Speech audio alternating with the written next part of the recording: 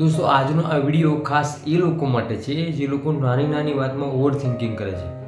શું તમે પણ ખૂબ ઊંડા વિચારોમાં ખોવાઈ જાઓ છો અને ખૂબ ઓવર થિંકિંગ કરો છો?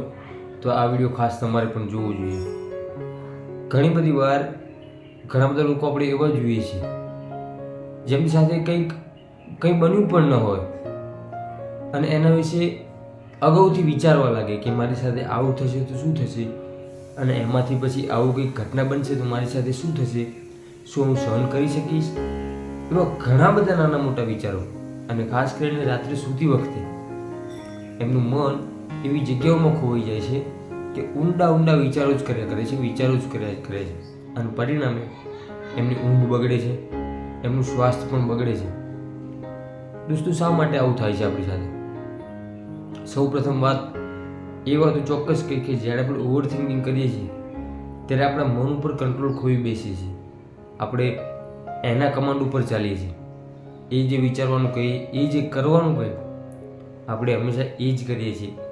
પરંતુ સાચી વાત એ છે કે આપણે એ ક્યારેય નથી વિચારતા કે મારી સાથે આ ઘટના બની નથી તો મારે શા માટે એવું વિચારવું જોઈએ કે મારી સાથે આ થશે તો. આપણે વર્તમાનને ધ્યાનમાં રાખી અને ચાલવું જોઈએ.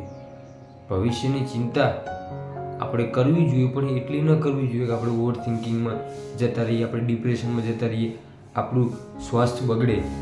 આનાથી બચવા માટે આપણે એક વસ્તુ ચોક્કસ કરીશું. જો વધારે ઓવર થિંકિંગ થતું હોય, જો વધારે વિચારો ખૂબ વિચારતા હોય તમે, તો એના માટે એ ન થાય એના માટે યોગા કરવાનું ચાલુ કરો, કસરત કરવાનું ચાલુ કરો, પોતે સવારે રનિંગ કરવાનું ચાલુ કરો, વાંચનનો શોખ રાખો, સંગીતનો શોખ રાખો, અને એનાથી પણ વધારે જો એવું હોય તો રમતગમત કે કંઈ પણ એવો શોખ રાખો જેથી કરીને આપણું મન એમાં પરોવાયેલું રહે અને ક્યારેય આમ તેમ ભટકે નહીં. કારણ કે ભટકેલું મન છે એ આપણને ગમે ત્યાં ગમે તે રસ્તે લઈ જશે, અને એવું ન થાય એટલા માટે ખાસ ધ્યાન રાખીએ કે આપણું મન ક્યાંક ને ક્યાંક સારી પ્રવૃત્તિમાં પરોવાયેલું રાખીએ. કારણ કે એક વસ્તુ ચોક્કસ છે કે જો આપણે વિચારો કરીશું અને ખોટા વિચારોમાં આપણું મન હંમેશા જો પરોવાયેલું રહેશે તો આપણું સ્વાસ્થ્ય ચોક્કસથી બગડશે.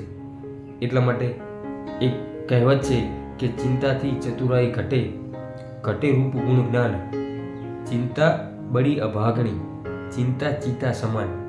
એટલે આ ચિતા જે છે એ તો મરેલા વ્યક્તિને બાળે છે, પરંતુ ચિંતા છે એ વ્યક્તિને જીવતા જીવ સળગાવી દે છે. એટલે હંમેશા આપણું મન કોઈ પ્રવૃત્તિમાં પરોવાયેલું રાખીએ. અને એક વસ્તુ યાદ રાખજો, આપણા શરીરની અંદર આપણું મન છે એ એવી એપ્લિકેશન છે જે ખૂબ વધારે બેટરી ખાય છે, ખૂબ વધારે બેટરીનો ઉપયોગ કરે છે. એટલે આપણા મનને આપણે કંટ્રોલમાં રાખીએ, ચોક્કસથી આપણે આવા વિચારોથી બચશું, આ ઊંડા વિચારોથી બચશું. ખૂબ ડીપ ડિપ્રેશનની અંદર વિચારો કરીએ છીએ એનાથી ચોક્કસથી બચી શકીશું. દોસ્તો, વાત સાચી લાગી હોય તો વિડીયોને લાઇક કરજો, ચેનલ પર ન હોય તો ચેનલને સબસ્ક્રાઈબ કરજો. આવા જ બીજા વિડીયો જોવા માટે આપણી ચેનલ પર હંમેશા આવતા રહેજો. જય માતા.